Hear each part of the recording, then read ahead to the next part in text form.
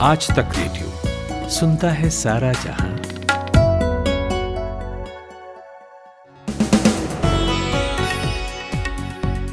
Hello, नमस्कार, good evening. 12 अक्टूबर की शाम है। बात होने वाली आज सबसे पहले लखीमपुर खीरी की, जहां प्रियंका गांधी किसानों को श्रद्धांजलि देने पहुंची और विरोधी उन पर हमलावर हो गए। इस केस के अपडेट के बाद राजस्थान ले चलेंगे आपको, जहां गहलोत सरकार एक विवादित विधेयक पर घिरी तो उसने यू टर्न मार लिया। 18 अक्टूबर से एयरलाइंस अपनी पूरी क्षमता के साथ खोल दी जाएंगी। पहले 85% ऑक्यूपेंसी थी, लेकिन अब ऐसा कोई रेस्ट्रिक्शन नहीं होगा। जहाज फुल कैपेसिटी से उड़ेंगे। तो जब त्योहार का सीजन नजदीक आ रहा है तो ये फैसला कितना सही है, ये सवाल है। कोरोना नहीं फैलेगा क्या?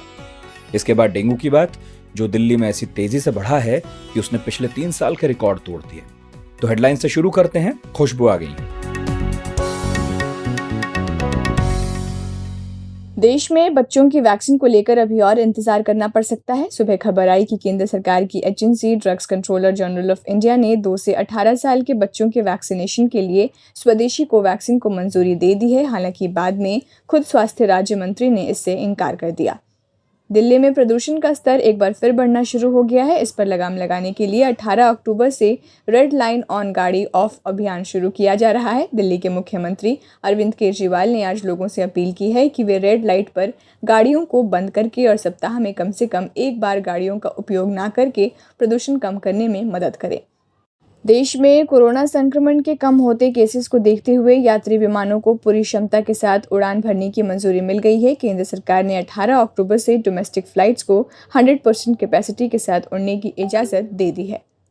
स्वदेशी फार्मा कंपनी बायोलॉजिकल ई ने अपने कोरोना के सिंगल बूस्टर डोज के 3rd फेज के ट्रायल के लिए drugs controller general of India से मंजूरी मांगी है। कंपनी के मुताबिक single dose vaccine Corbevax, Covaxin और कोविशील्ड ने दोनों डोज ले चुके लोग लगा सकेंगे। गूगल की ईमेल सर्विस जीमेल आज कुछ समय के लिए डाउन हो गई। वेबसाइट डाउन डिटेक्टर के मुताबिक देश के कुछ हिस्सों में यूजर्स को जीमेल पर काम करने में मुश्किलों का सामना करना पड़ा। हालांकि कंपनी की तरफ से इस परेशानी को लेकर कोई जानकारी नहीं दी गई है। अगस्त के मुकाबले सितंबर महीने में खुदरा महंगाई दर में भारी गिरावट दर्ज की गई है। सितंबर में खुदरा महंगाई दर गिरकर 4.45% पर आ गई है, जबकि अगस्त में यह 5.3% थी। आप सुन रहे हैं आज तक रेडियो। लखीमपुर खीरी मामले के मुख्य आरोपी आशीष मिश्रा की गिरफ्तारी हो चुकी है। हंगामा फिर भी खत्म होने का नाम ले नहीं रहा। एक तो आशीष के साथ जो उसके दूसरे साथी मौजूद थे घटना के वक्त, वो अभी भी फरार हैं। दूसरा, गृह राज्य मंत्री अजय मिश्र टेनी के इस्तीफे पर भाजपा का असमंजस जो है सिचुएशन खराब कर रहा है। आज हिंसा की घटना में मारे जाने वाले किसानों के लिए अरदास का कार्यक्रम था। किसान नेता राकेश टिकैत पहुंचे, बहुत सारे किसान पहुंचे, कांग्रेस नेता प्रियंका गांधी भी पहुंची लखीमपुर खीरी। तो बीजेपी प्रवक्ता संबित पात्रा उनके इस दौरे पर बिफर पड़े। कहा कि कांग्रेस शासित राज्यों में प्रियंका का यह फुर्तीला रवैया कहां छू हो जाता है। आप देख रहे हैं कि उत्तर प्रदेश में किस प्रकार की राजनीति करने की कोशिश हो रही है। बार बार भारतीय जनता पार्टी ने कहा है और आज पुनः मैं कहता हूं, लखीमपुर खीरी में जो हुआ है वो दुखद है। उस पूरे विषय में एक अनबायस्ड इन्वेस्टिगेशन चल रहा है, किंतु दुखद है कि जिस प्रकार की राजनीति कुछ राजनीतिक पार्टी कर रही हैं और वोट की खेती करने की कोशिश कर रही, वो हम सब देख रहे हैं, और खास करके गांधी परिवार। आज कुछ प्रश्न हम गांधी परिवार से पूछना चाहते हैं। प्रियंका जी और राहुल जी आज अपने आप को champions of Dalit right, champions of human right के रूप में प्रोजेक्ट कर रहे हैं। मगर प्रियंका जी, क्या यह सत्य नहीं है कि राजस्थान के प्रेमपुरा गांव, जो राजस्थान के हनुमानगढ़ के जिले में है, इस गांव में, प्रेमपुरा गांव में आज से चंद दिनों पहले जगदीश मेघवाल नामक एक युवा को जिस प्रकार से पीट पीट के बेरहमी से मार दिया गया, उसे मौत के घाट उतार दिया गया। इतना बड़ा जघन्य अपराध राजस्थान में हो जाता है, जगदीश मेघवाल को मार दिया जाता है, उसकी लिंचिंग हो जाती है। मगर क्या आपने राहुल गांधी, प्रियंका वाड्रा, अखिलेश यादव, इनमें से किसी को वहां जाते हुए देखा? क्या आप बंगाल के किसी नेता को वहां जाके धरना देते हुए आपने देखा? नहीं। किसी ने ट्वीट भी नहीं किया, किसी ने फेसबुक पे भी एक पोस्ट नहीं छोड़ा, किसी ने इस विषय पे चर्चा भी नहीं की। तो खैर, राजनीतिक बयानबाजी अपनी जगह, लेकिन पुलिस और एसआईटी की कार्रवाई अपनी जगह। आशीष मिश्रा के सहयोगी अंकित दास की गिरफ्तारी के लिए कई जगहों पर पुलिस ने छापेमारी की और खबर यह भी है कि अंकित दास ने सरेंडर की रिक्वेस्ट आज फाइल कर दी है। ये खबर कितनी सही है और अगर सही है तो सरेंडर का क्या वक्त दिया है अंकित ने और वो किस तरह इस घटना में इन्वॉल्व रहा, ये हमने पूछा आज तक रेडियो रिपोर्टर संतोष सिंह से, जो लखीमपुर खीरी में ही मौजूद हैं। देखिए, केंद्रीय गृह राज्य मंत्री अजय मिश्रा के बाद उनके बेटे आशीष मिश्रा के बाद जिस शख्स की सबसे ज्यादा नाम आ रहा था वो अंकित दास थे। अंकित दास लखनऊ के बीवीडी ग्रुप यानी बाबू बनारसी दास ग्रुप एक बड़ा बिजनेस ग्रुप है, उसके परिवार से ताल्लुक रखते हैं और अंकित दास के बारे में तमाम जानकारियां, तमाम वीडियोज में अंकित दास का नाम आ रहा था और अंकित दास की तलाश लखीमपुर पुलिस कर रही थी। इसी कड़ी में अंकित दास की तरफ से आज सीजेएम कोर्ट में सरेंडर एप्लीकेशन डाली गई है। सरेंडर एप्लीकेशन अंकित दास के साथ साथ उनके पारिवारिक ड्राइवर लतीफ ने भी डाली है। दोनों की तरफ से सरेंडर एप्लीकेशन आशीष मिश्रा के वकील अवधेश सिंह ने सीजेएम कोर्ट में डाली है। अब थाने से रिपोर्ट आने के बाद वो निर्णय होगा कि क्या वो लखीमपुर पुलिस के तलाश कर रही है। अगर वो कहती है, रिपोर्ट आती है, तब सरेंडर किया जाएगा। अच्छा संतोष, इस मामले को लेकर कुछ और गिरफ्तारियां हुई हैं क्या, और अंकित दास के अलावा और कौन लोग हैं जिनकी तलाश में है पुलिस? देखिए, अभी तमाम आरोपियों से पूछताछ की जा रही है। कहा तो यहाँ तक जा रहा है कि अंकित दास का एक दूसरा ड्राइवर जो उसको नेपाल तक छोड़ करके आया घटना के बाद, वो भी पुलिस के रडार पर है। लगातार कई लोग रडार पर हैं। जो क्राइम ब्रांच है लखीमपुर की, उसने उस स्कॉर्पियो के मालिक को भी हिरासत में लेकर के पूछताछ कर रही है। जो घटना स्थल पर मौजूद थी, थार फॉर्च्यूनर के पीछे जो गाड़ी चल रही थी, वो स्कॉर्पियो लखीमपुर के एक ठेकेदार की थी, उससे भी पूछताछ की जा रही है। तमाम लोगों से पूछताछ की जा रही है। आज चौथी गिरफ्तारी हुई है इस पूरे मामले में। लवकुश, आशीष पांडे, आशीष मिश्रा के बाद जो चौथा शख्स शेखर है, शेखर की गिरफ्तारी हुई है। शेखर ये वही लड़का है जिसका एक वीडियो वायरल होता है, सीओ गोला उससे पूछताछ कर रहे हैं। शेखर को भी गिरफ्तार किया गया है। आखिरी सवाल है संतोष मेरा, आशीष मिश्रा की पुलिस रिमांड का तो आज पहला दिन था, तो इस दौरान पुलिस ने क्या किया है और बाकी जो 2 दिन बचे हैं उसमें क्या करने वाली है police? Ashish Mishra police custody remand पर 3 दिन के लिए कोर्ट के द्वारा भेजे गए। आज सुबह 10 बजे से police custody remand Ashish Mishra की शुरू हुई और जो 3 दिन तक चलेगी, यानी 72 घंटे तक आशीष मिश्रा से लखीमपुर पुलिस लगातार पूछताछ करेगी। उनको उस घटना स्थल पर ले जाएगी जहां पर वो कह रहे हैं कि दंगल करवा रहे थे, कुर्सी लड़वा रहे थे, और फिजिकल वेरिफिकेशन करवाएगी कि आशीष ने जैसे कहा कि वो अपनी राइस मिल गए, अपने पेट्रोल पंप पर गए, तो टाइमिंग के हिसाब से वेरिफिकेशन कराएगी। इतना ही नहीं, जो लखीमपुर पुलिस है उसके कॉल डिटेल्स को हासिल कर चुकी है, जो वीडियोज हैं उनको हासिल कर चुके हैं, उनसे संबंधित सवाल करेगी। सुबह 10 बजे से लखीमपुर जेल में मेडिकल कराने के बाद आशीष मिश्रा को, जो लखीमपुर पुलिस की क्राइम ब्रांच है, वो जेल से निकलती है और सीधे क्राइम ब्रांच ले जाती है। वहां पर उनसे पूछताछ की जा रही है और इस तरीके की पूछताछ 15 अक्टूबर सुबह 10 बजे तक की जाती रहेगी, क्योंकि कोर्ट ने इनको 3 दिन की पुलिस कस्टडी रिमांड पर भेज दिया है। आप सुन रहे हैं आज तक रेडियो। अब चलते हैं राजस्थान, जहां बाल विवाह को स्वीकृति देते एक विधेयक पर सरकार घिर गई थी, उसे वापस लेने का फैसला हुआ है। हुआ यह था कि राजस्थान सरकार ने मैरिज अमेंडमेंट बिल 2021 को वापस लिया है। इसके तहत शादी का कानूनी रजिस्ट्रेशन अनिवार्य था, तो ये नॉर्मल बात है। लेकिन इस विधेयक को लेकर उस वक्त बवाल हुआ जब इसमें नाबालिगों के विवाह को भी 30 दिन के भीतर रजिस्टर कराने की बात कही गई। खैर, सरकार ने अपने एंड से इसे खूब जस्टिफाई किया, लेकिन आखिरकार जब दबाव बढ़ा तो विधेयक वापस लेना पड़ा। अब सवाल यह है कि सरकार इस विधेयक को पेश करने के दौरान तरह तरह की अर्जियां देती फिर रही थी, कह रही थी कि विधेयक को गलत ढंग से प्रस्तुत किया गया है। तो सरकार के क्या तर्क थे इसको लाने के पीछे, हमने पूछा कॉन्स्टिट्यूशन और साइबर लॉ एक्सपर्ट विराग गुप्ता से। देखिए, ये इसकी पूरी पृष्ठभूमि समझने के लिए सुप्रीम कोर्ट के सन 2006 के एक फैसले को समझना होगा। और उसमें सुप्रीम कोर्ट ने बोला था कि जो शादियां हैं उनका रजिस्ट्रेशन जरूरी होना चाहिए, और ऐसी रिकमेंडेशन विधि आयोग लॉ कमीशन ने भी दिया था। और उसके अनुरूप ही राजस्थान में सन 2009 में एक कंपलसरी रजिस्ट्रेशन के लिए कानून बना था। तो सरकार ने वहां पर उस कानून में बदलाव करके 2 काम किए। पहला काम तो ये किया कि लड़के और लड़की की न्यूनतम उम्र डिसाइड कर दी, लड़के की 21 साल और लड़की की 18 साल। और उसको उन्होंने बोला कि अखिल भारतीय स्तर पर जो एक कानून है उसके अनुरूप किया गया है। और दूसरा उसमें उन्होंने प्रावधान किया कि अगर कोई चाइल्ड मैरिज है तो उसका रजिस्ट्रेशन भी जरूरी होगा। और चाइल्ड मैरिज के रजिस्ट्रेशन के बारे में जो प्रावधान था उसका विरोध हो रहा है, और उसको अब उन्होंने उस कानून को विधानसभा में पारित करने के बाद वापस लेने का फैसला किया है कि गवर्नर अब इसको मंजूरी अपनी नहीं दें।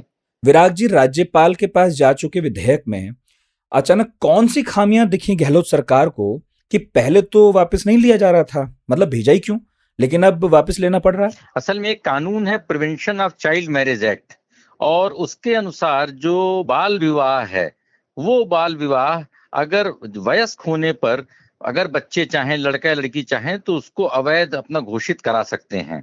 और बाल विवाह के बारे में तमाम प्रकार के कानूनी प्रावधान हैं उनको रोकने के लिए। तो आलोचकों ने इसकी 3 बिंदुओं पर आलोचना की थी कि पहला, इससे बाल विवाह को वैधता मिलेगी। दूसरा, जिनके पास, क्योंकि रजिस्ट्रेशन कंपलसरी कर दिया गया था 30 दिन के भीतर, और यह जिम्मेदारी लड़के की, लड़की की या पेरेंट्स की जिम्मेदारी बनाई गई थी। तो अगर रजिस्ट्रेशन नहीं हुआ तो बाल विवाह को कैंसिल करना मुश्किल हो जाएगा। और तीसरा एक आलोचना ये थी कि इससे बाल विवाह को वैधता मिलेगी। और इन आरोपों का पहले जवाब ये दिया गया था कि बाल विवाह को वैधता नहीं दी जा रही है, और बाल विवाह पर से गैर कानूनी नहीं है। बाल विवाह को जो वयस्क होने के बाद में ऑप्शन है कि उसको आप जारी रखना चाहते हैं कि आप उसको लीगलाइज करना चाहते हैं। बाल विवाह के भी कई सारे पहलू हैं जिसमें सुप्रीम कोर्ट ने तमाम सारे फैसले दिए हैं, क्योंकि जो मैरिटल रेप है, मैरिटल रेप को अपराध नहीं माना जाता है, लेकिन माइनर के साथ अगर कोई भी आदमी इंटरकोर्स करता है तो उसको अपराध माना जाता है। तो सुप्रीम कोर्ट ने एक फैसले में कहा था 2017 में कि अगर कोई माइनर के साथ शादी के बाद उसके साथ अगर इंटरकोर्स करता है तो वो उसको रेप माना जाएगा। लेकिन 2019 में केरला हाई कोर्ट ने बोला कि बच्चों की शादी के रजिस्ट्रेशन के बारे में कोई ऐसा प्रतिबंध नहीं है और रजिस्ट्रेशन किया जा सकता है। इसलिए अनेक प्रकार के जजमेंट हैं, अनेक प्रकार की लॉ कमीशन की रिकमेंडेशंस हैं, और राजस्थान हाई का जो सरकार का जो फैसला था वो कई बिंदुओं पर सही है, और आलोचना के जो बिंदुओं को उसमें एक उन्हें नुकसान दिखा और जिसके आधार पर उन्होंने इसको वापस लेने का फैसला किया। लेकिन यह एक सामाजिक बुराई है, और कानून से इस सामाजिक बुराई को हैंडल करने में अनेक प्रकार के जो विरोधाभास दिखते हैं वह इस निर्णय में भी दिख रहे हैं। फेस्टिव सीजन चल रहा है और उसी के साथ कोरोना की तीसरी लहर की सुगबुगाहट भी है। देश भर में कोविड केसेस का आंकड़ा सी-सॉ खेल रहा है, ऊपर है कभी नीचे है। और फिर आज एक खबर आई कि 2 से 18 साल के बच्चों के लिए कोवैक्सीन को अप्रूवल मिल गया है, लेकिन कुछ एक घंटे में खबर खारिज भी हो गई। सफाई आई इसके बाद, किसने दी? स्वास्थ्य विभाग के डॉक्टर भारती प्रवीण पवार ने कहा कि जो खबर आई थी वो कंफ्यूजन का नतीजा है। तो क्यों हुआ ये कंफ्यूजन, क्या कारण थे, और डीसीजीआई ने कोवैक्सीन को बच्चों के लिए अप्रूव क्यों नहीं किया, ये हमने पूछा ऑर्गेनाइज्ड मेडिसिन एकेडमिक गिल्ड के सेक्रेटरी जनरल और एड्स सोसाइटी ऑफ इंडिया के प्रेसिडेंट डॉक्टर ईश्वर पी गिलाडा से। बेसिकली क्या होता है, हमारे यहाँ drug controller general of India DCGI, जिसको सीडीएससीओ भी बोलते हैं, सेंट्रल ड्रग कंट्रोल अथॉरिटी। तो ये सीडीएससीओ जो ऑर्गेनाइजेशन है वो, उनका काम क्या है कि किसी भी ड्रग को, नए ड्रग को, वैक्सीन को मान्यता देना। तो जो चीज नहीं होती है वो ड्रग कंट्रोलर जनरल एक सब्जेक्ट एक्सपर्ट कमेटी रखते हैं, एससीसी बोलते हैं उसको। तो सब्जेक्ट एक्सपर्ट कमेटी उसकी स्टडी करती है, वो उसको अप्रूवल करना या नहीं करना उनका रिकमेंडेशन देती है, और रिकमेंडेशन के बेसिस पे डीसीजीआई रिकमेंडेशन देता है। तो यूजुअली क्या होता है कि जब ये सब्जेक्ट एक्सपर्ट कमेटी अपना रिकमेंडेशन देती है कि ये ड्रग का हमने पूरी स्टडी किया है, इसके जो first phase 1 trial, phase 2 trial या फेज 3 हुआ तो फेज 3 ट्रायल हमने सब देखा है, इसके रिजल्ट अच्छे हैं, तो ये ड्रग को अप्रूवल दे सकते हैं, ऐसा रिकमेंड करते हैं। उसके रिकमेंडेशन पे DCGI, drug control general of India, ये ऑर्डर निकालते हैं, उसको बोलते हैं कि हम लाइसेंस दे रहे हैं इसको। तो जो दोनों दिन की दोनों प्रक्रिया के अंदर का गैप होता है, कभी कभी सेम डे होता है, कभी दूसरे दिन देते हैं, और कभी कभी ऐसा भी हुआ कि डीसीजीआई ने संडे के दिन, रविवार के दिन भी परमिशन दी है। तो अभी ये जब सब्जेक्ट एक्सपर्ट कमेटी ने अप्रूवल किया तो सब जगह खबर आ गई कि लाइसेंस मिल गया। तो सरकार ने डिनाई किया कि लाइसेंस नहीं मिला। तो लाइसेंस देने की जो प्रक्रिया है वो drug controller general of India करती है। हो सकता है कि ये लाइसेंस कल मिले, हो सकता है 1-2 दिन में मिले। यूजुअली वो 1 दिन में 2 दिन में देते हैं। तो सब्जेक्ट एक्सपर्ट कमेटी ने अगर अप्रूवल दिया है कि ये सेफ है, इफिकेशियस है, इन्हें ये देने के लिए कोई हर्ज नहीं है, जो चाहिए उसका डिजायर्ड इफेक्ट आ रहा है, और WHO का मानना ये है कि जो वैक्सीन 50% से ज्यादा सक्सेसफुल होता है उसको मान्यता मिलती है, 50% से कम को मान्यता नहीं मिलती है। तो ये जो पैमानों के तहत सब्जेक्ट एक्सपर्ट कमेटी अप्रूवल करता है, उसके बाद में drug control general of India उसको परमिशन देती है। तो ये खाली एक आध दिन की गैप की बात है और अथॉरिटी की बात है। अगर उनको ऐसा लगा होगा कि हमारी अथॉरिटी को मद्देनजर नहीं किया गया और किसी ने दूसरे ने बोला और उसको डिक्लेयर कर दिया, इसलिए सरकार ने ऐसा बोला होगा, लेकिन उसके अंदर कल और परसों में 1-2 दिन में क्लियरेंस आ जाएगा। त्योहारों के सीजन में थर्ड वेव की अटकलों के बीच मिनिस्ट्री ऑफ सिविल एविएशन ने बड़ा फैसला लिया है। 18 अक्टूबर से डोमेस्टिक एयरलाइंस फुल ऑक्यूपेंसी के साथ उड़ेंगी। अब तक 85% यात्रियों को ही सीट देने के निर्देश थे। तो सवाल ये हो रहा है खड़ा कि फेस्टिवल सीजन में जब यात्रियों के सफर की संभावना बहुत ज्यादा है, तब पूरी तरह से रेस्ट्रिक्शंस हटा दिए गए। ये कितना वाजिब है? क्या कोरोना नहीं फैलेगा? हिंदुस्तान में 36 स्टेट और यूनियन टेरिटरी है। उसके अंदर सिर्फ 4 यूनियन टेरिटरी और स्टेट ऐसे हैं जहाँ पे जो डेली केसेस आते हैं वो 1000 के ऊपर है, और बाकी जो 4 को छोड़ के 32 है वो 1000 के नीचे है, और आधे से ज्यादा तो ऐसे कि जो 2 फिगर में आते हैं कि 1 आता है, कहीं 2 केस आता है, कहीं 50 फिगर आता है, कहीं 99 है। तो अगर हमारे पास हमारे कंट्री के अंदर जो मैक्सिमम जो फैलाव है वो ज्यादा फैलाव है ही नहीं, तो इतना ज्यादा रिस्ट्रिक्शन करने का जरूरत ही नहीं था। तो 36 में से 23 ऐसे है कि जो 2 डिजिट और 1 डिजिट के अंदर है। 9 स्टेट और यूनियन टेरिटरी ऐसे है कि जो 100 से लेके 999 तक है, और खाली 4 ऐसे है कि जो 1000 के ऊपर है। तो हम लोग इसका इतना बवाल करने का जरूरत नहीं है। दूसरी बात यह है कि थर्ड वेव या फोर्थ वेव जब भी आए वो इतना बड़ा आएगा नहीं, क्योंकि हमारे पास अभी मिक्स पॉपुलेशन है। मिक्स पॉपुलेशन में कई लोगों को ऑलरेडी इन्फेक्शन होके गया है, जिसको हम कहते हैं नेचुरल इन्फेक्शन। जो 4th सीरो सर्वे हुआ था जून 2021 के अंदर, उसके तहत 67.6% लोगों को भारत में बच्चों सहित ये ओल्ड इन्फेक्शन है या इन्फेक्शन होके गया, ऐसा पैमाना मिलता है। इसका मतलब 2/3 लोगों को, 2/3 लोगों को ऑलरेडी इन्फेक्शन हो गया है। अब वैक्सीनेशन भी जो है कम से कम 1 डोज मिलने वाले लोग भी ऐसे हैं कि 57% लोगों को कम से कम 1 डोज मिला है, और 25% लोगों को 2 डोज मिले हैं। हमारे जो टारगेट पॉपुलेशन है 18 के ऊपर का, वो 94 करोड़ का है, और टोटल डोज लगने वाले 188 करोड़ है। उसमें से हमने 95 करोड़ ऑलरेडी खत्म कर दिए हैं। तो इसका मतलब आधा हमारा तो टारगेट पूरा हो गया। उसके अंदर कोई इन्फेक्टेड भी है, नॉन इन्फेक्टेड भी है, क्योंकि वो पैमाने में ये नहीं देखा गया कि जो इन्फेक्टेड नहीं है उसको हम पहले वैक्सीन देंगे। तो दोनों पैमाने जब मिलाते हैं, ऐसे मिक्स पॉपुलेशन में थर्ड वेव बड़ा आ ही नहीं सकता है। और उसका दूसरा प्रूफ ये है कि जो हमारे ओवर पॉपुलर स्टेट्स है, जैसे बिहार है, यूपी है, मध्य प्रदेश है, राजस्थान है, वहां पे रोजाना 2 केस, 4 केस, 10 केस आ रहे हैं। बिहार में रोजाना 1 लाख टेस्ट होता है, उसमें 2 या 4 पॉजिटिव आ रहे हैं। तो ऐसे हालात में रिस्ट्रिक्शन करना कि 85% अगर है तो इन्फेक्शन फैलेगा, नहीं फैलेगा, और 100% में फैलेगा, ऐसा तो मान के गलत हमारा पैमाना था। और उनको RT-PCR कराओ, RT-PCR जो नेगेटिव है उनको ही ट्रैवल करना चाहिए, ये भी पैमाना गलत था। क्योंकि जब आप 1 लाख टेस्ट कर रहे हैं, उसके अंदर 4 लोग पॉजिटिव आ रहे हैं, तो आप जो 99,996 लोग आप जबरदस्ती सजा दे रहे हो तो पैसा खर्च करने की। तो आपको क्या देखना है, जो वैक्सीनेटेड है, जो नेचुरली इन्फेक्टेड है, वो आराम से ट्रैवल कर सकते हैं, इनको कुछ ये नहीं है। और जो कोविड अप्रोप्रिएट बिहेवियर है, आप मास्क लगाने दीजिए, काफी है। तो अगर आप सैनिटाइजर, मास्क और सोशल डिस्टेंसिंग जहां पॉसिबल है, वहां, मैं सोशल डिस्टेंसिंग फ्लाइट में पॉसिबल नहीं है, लेकिन जहां पॉसिबल है, जहां लाइन में खड़े तो दूर दूर खड़े, वो पॉसिबल कर दो, तो उसमें आपका इन्फेक्शन जाने का चांस बहुत कम हो जाएगा। अपार हर्ष के साथ सभी सुनने वालों को सूचित किया जाता है कि वॉइस नोट में, आवाज में अपना रिएक्शन भेजना चाहते हैं, और वो आसान भी है, बस बटन दबाइए, भेजिए। तो नंबर है, लिख लीजिए कि 99 533 23303। जो लोग दूरदर्शन के अभ्यस्त हैं उनके लिए मैं पढ़ दूं इसको, 9953323303। गुमशुदा तलाश के।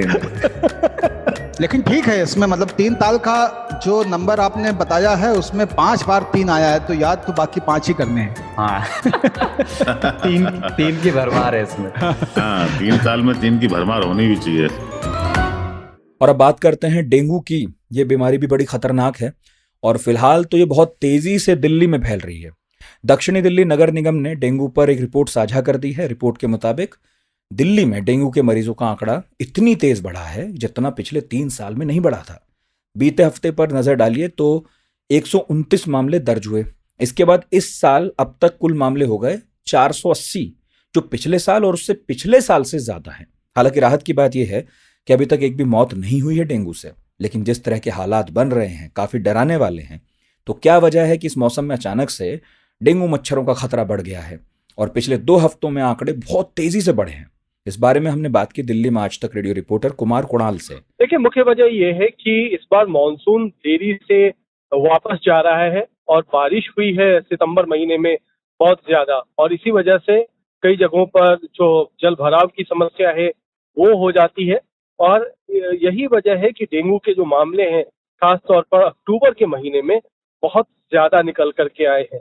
तो खासतौर पर जो ब्रीडिंग एक तरीके से मच्छरों की होती है उसकी रोकथाम करना जरूरी होता है, लेकिन वो शायद नहीं हो पाई है, जिसकी वजह से अचानक अक्टूबर के महीने में ज्यादा मामले आ रहे हैं। साथ ही साथ आप अभी देखेंगे कि अक्टूबर के महीने में भी तापमान जो है वो 35 से 36 डिग्री तक बना हुआ है, और ये सबसे माकूल टेम्परेचर होता है, तापमान होता है जिसमें मच्छर ज्यादा से ज्यादा पैदा होते हैं। तो यही 2 मुख्य वजह है जिसकी वजह से इस पूरे महीने में यानी पहले 9 दिनों में अगर हम देखें तो तकरीबन 190 मामले आए हैं, जो कि बहुत ही चिंता की बात है। और दिक्कत ये है कि अभी तक 480 मामले पूरे साल में आ गए हैं, जो कि 2018 के बाद सबसे ज्यादा मामले हैं। तो पिछले 3 सालों में अगर हम देखें तो ये अब तक का यानी 9 अक्टूबर तक के आंकड़ों पर हम नजर डालते हैं तो 2018 के बाद ये सबसे ज्यादा नंबर हैं डेंगू के मामलों। कुमार, ये तस्वीर तो वाकई फिक्र करने वाली है। ऐसे में एक सवाल तो बेहद जरूरी है कि राजधानी के अस्पतालों में हालात क्या हैं और प्रशासन की क्या तैयारी है? देखिए, 2 मुख्य जरूरतें होती हैं डेंगू के इलाज में। एक तो आपको जो बिस्तर है यानी बेड है उसकी उपलब्धता हो। अभी चूंकि कई सारे अस्पतालों में कोविड के मद्देनजर बिस्तरों के इंतजाम किए गए थे, तो वो अभी जो डेंगू के मरीज भर्ती होंगे उनके भी काम आएगा, क्योंकि अभी कोविड का संक्रमण कम है, उनके मरीज कम है, इसीलिए वो एक राहत की बात है। दूसरी तरफ जो जरूरत होती है वो होता है प्लेटलेट्स की उपलब्धता को लेकर के भी अभी पिछले दिनों स्वास्थ्य विभाग ने अपनी रिव्यू मीटिंग की थी। उसमें भी ये माना गया था कि चूंकि सितंबर, अक्टूबर और नवंबर के महीने में ज्यादा प्लेटलेट्स की जरूरत हो सकती है, क्योंकि डेंगू के मरीजों की संख्या बढ़ती है, तो वो भी अभी तय हिसाब से जरूरी जितना है उसके हिसाब से रखा गया है। और आने वाले दिनों में अगर मरीज बढ़ते भी हैं तब भी सरकार का दावा यही है कि उनके पास प्लेटलेट्स और बिस्तर दोनों की कमी नहीं होगी।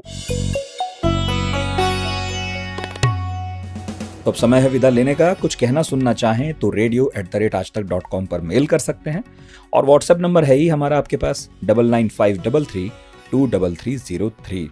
आज का दिन भर प्रोड्यूस किया है खुशबू कुमार और जय चमोली ने, और साउंड मिक्सिंग की है अमृत रेगी ने। मेरा नाम नितिन ठाकुर है। आप सुनते रहिए आज तक रेडियो।